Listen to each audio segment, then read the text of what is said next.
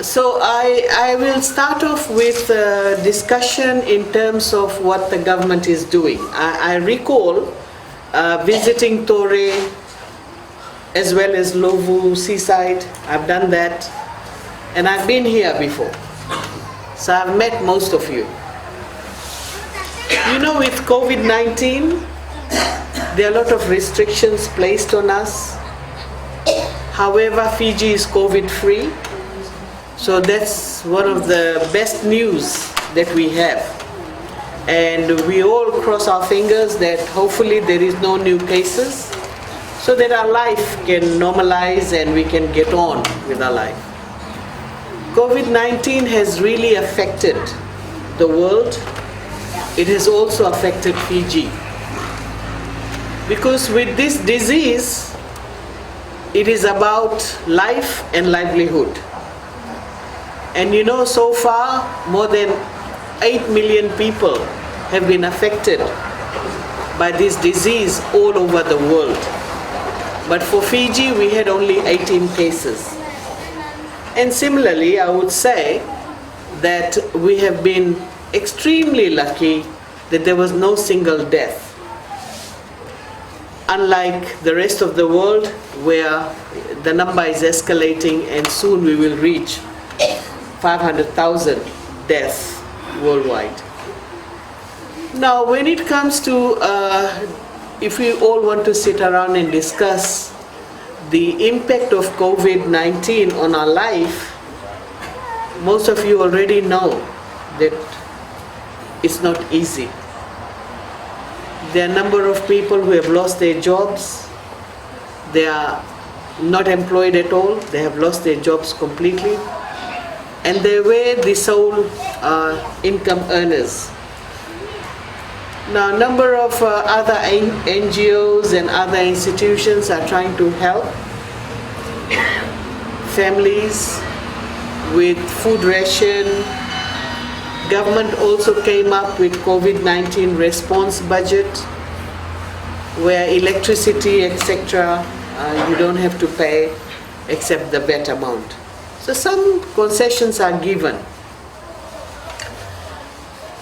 We are also subsidizing the rent of those who are living in heart homes. Government is subsidizing your rent. Some of you are paying $1 a day, $1 a week. Others are paying a little higher, but I think maximum you pay around $15. Some family. $10? Then, yeah, that is $10 or $15 a week. So that is the rent that you are paying, but the rest of it is subsidized by the government. Do note that, right? You can never rent a place for $40, huh? So that's good, and we want to help you, because Heart Home is really for those families who have no other livelihood. They're single mothers, they're elderly people who have been abandoned by their family, and single mothers as well, and people with special needs. So that's why heart homes have been made, and again, government has given money for the construction of some of these heart homes. So this is to do with the heart homes, and of course you must be having your individual questions, which I will come to it at a later stage.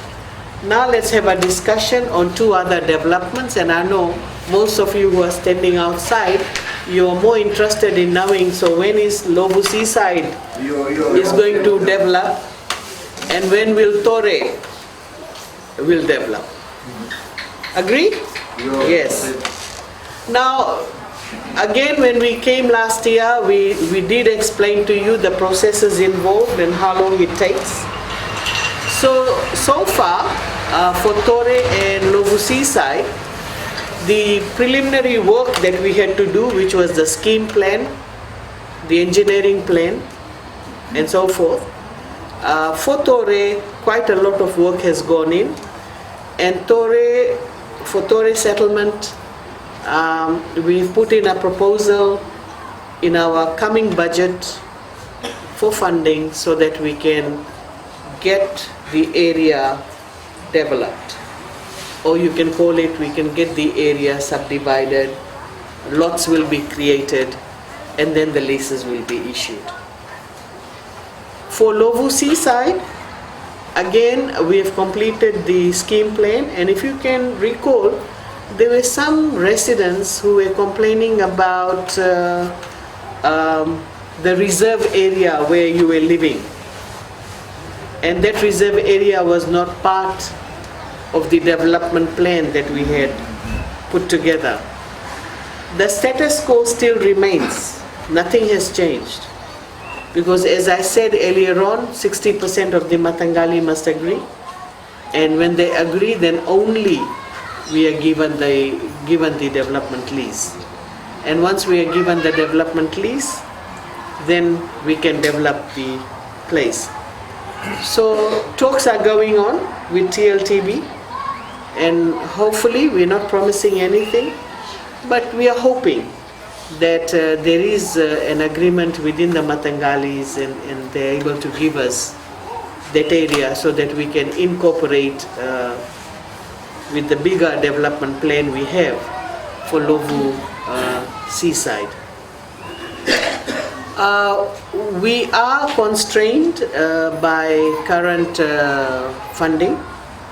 Whatever money was given to us, it has been used in consultancy work. As I explained last time, when we do scheme plan, there is a lot of work involved, where the topography is taken, the survey is conducted, the plan is made, it is lodged with Town and Country Planning for approval, etc., etc.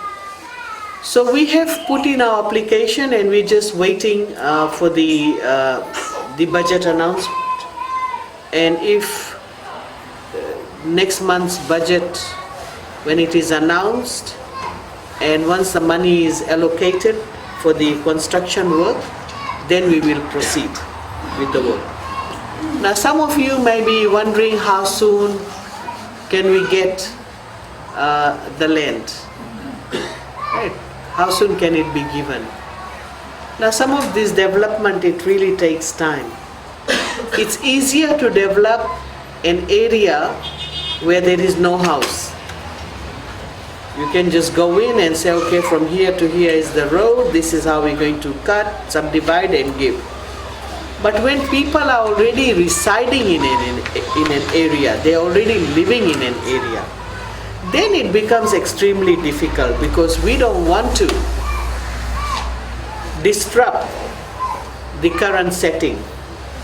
However, we are constrained by several houses which may be falling where the road will be made, or your driveways must be taken off because of the drain, or other issues of that nature. So when we are doing the scheme plan, we consider the current setting, how the houses are, what the placements are, and how should we draw the scheme plan so that we can get maximum lots and you are not disturbed.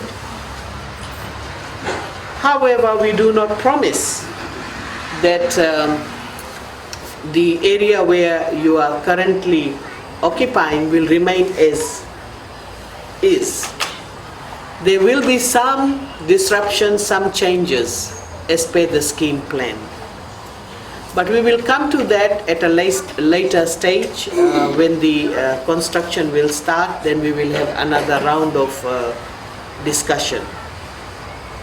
But I just want to assure you that every effort is being made to develop the two sites as we promised, and we should be able to get the work going based on the budget announcement in July. So that is precisely the status quo for both the projects that we have decided to embark on and to complete within few years.